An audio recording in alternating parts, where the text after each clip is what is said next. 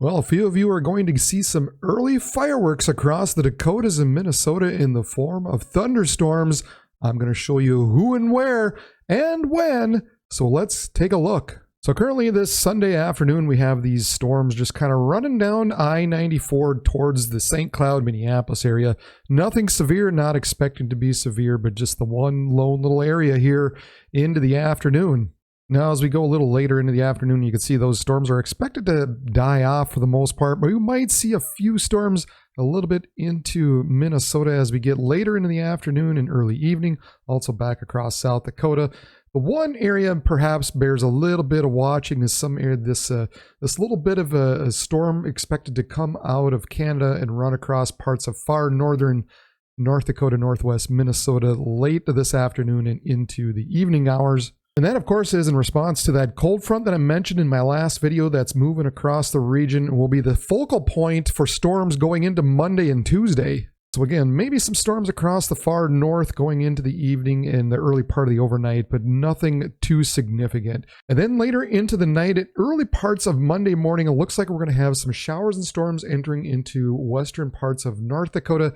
Again, nothing severe, and actually probably not going to be quite as widespread as what this model is indicating, but just expect some showers and storms to run across North Dakota going into the morning and early parts of the afternoon. And then perhaps some showers lingering across northern parts of North Dakota going into the afternoon hours. Again, I'm really not expecting it to be quite this widespread or what it looks like on this model, but just some scattered activity would not be impossible. So we're going to back this up just a little bit here, going to about 2 p.m. And that cold front at this point is going to be running right kind of in through here, and you can see some storms expected to pop up across far northeastern parts of Minnesota and then eventually kind of down a little bit further south into Duluth and northern parts of Wisconsin and just north of the Twin Cities. Now, some of these, we might have an isolated storm here or there that might be severe with 1-inch hail, 60-mile-per-hour winds.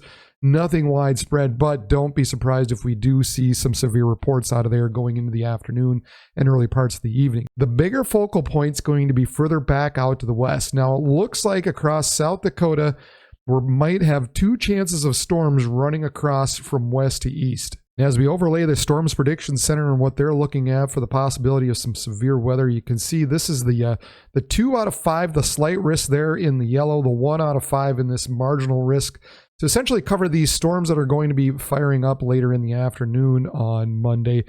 But again, the bigger risk is a little bit further back out to the west, where we're looking at a line of storms developing, pushing east, and then another batch further off a little bit to the west later into the night that's going to form and then essentially move across South Dakota again. So perhaps 2 rounds of thunderstorms moving across the northern parts of South Dakota, far southern parts of North Dakota, going into Monday night and into early parts of Tuesday morning. We can see as we get to about 3 a.m., these storms fizzle out a little bit. We might see a few storms or an isolated storm here or there that might remain severe going into the Minneapolis area, going into the metro by the very early parts of Tuesday morning. And then we've got another round a little bit further back that's going to be pushing eastward into the night and again into the early parts of Tuesday morning. Now, backing it up one more time and taking a look at these storms that are going to be firing off into South Dakota going into Monday evening, has the possibility of large hail, some damaging winds.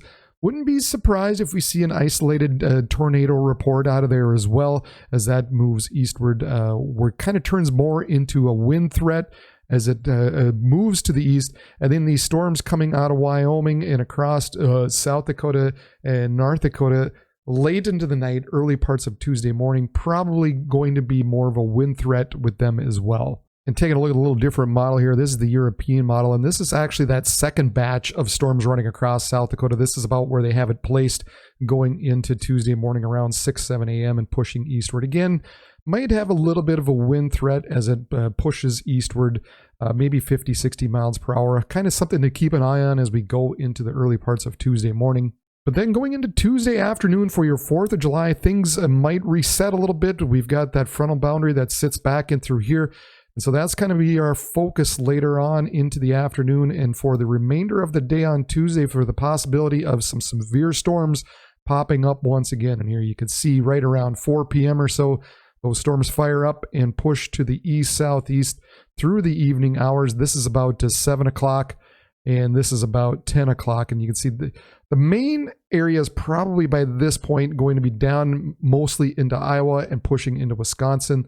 There might be a few storms left across far northeastern parts of Minnesota going into that 10 p.m. time frame. But I think the real severe stuff, maybe the area that bears a little more watching, will be a little bit further to the south. And then after that, as we get into midnight, these storms push a little bit more into Wisconsin and push on out of the area as a big high pressure system moves in and quiets things down for a couple of days.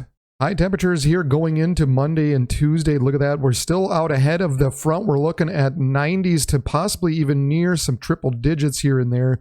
Behind the front, cooler. It's going to be cool for some of you after this front passes by, where we're looking at highs only in the 70s. And in fact, look at some of the lows going into 4th of July morning here, right around 50 in far northwestern parts of North Dakota, in the mid 50s, a little bit further to the east. And then, of course, ahead of the front, they're still in the 70s. But a cool start to Tuesday morning. And then Tuesday afternoon, your highs once again find the front. Pretty easy to do. Here we are, 90s out ahead of it, 70s, and even some 60s lagging back to the northwest into northwestern parts of North Dakota, only for highs in the mid to upper 60s. And then, of course, once that front completes its way through, most everybody going into Wednesday, your high temperatures in the 60s and 70s. Thursday, pretty much everybody into the 70s to around 80. And by Friday, things just warm up a little bit. Everybody pretty much in the upper 70s to low 80s. So I'll make sure and have a live stream up as these storms develop going into Monday and Tuesday. So make sure, if you haven't done so already, subscribe down below and hit the bell button that pops up right beside it. That way you're going to be alerted when I am on live, and to keep you up to date as these storms develop and move across, particularly across South Dakota and parts of Minnesota, because you're going to want to, sure, you're out lighting fireworks and you're going to want to know what's going on. Perhaps you're camping out there, so make sure you tune in on live onto the YouTube channel. All right, everybody, for Region Weather Live, I'm meteorologist Brad Werner, and everybody have a great and safe 4th of July.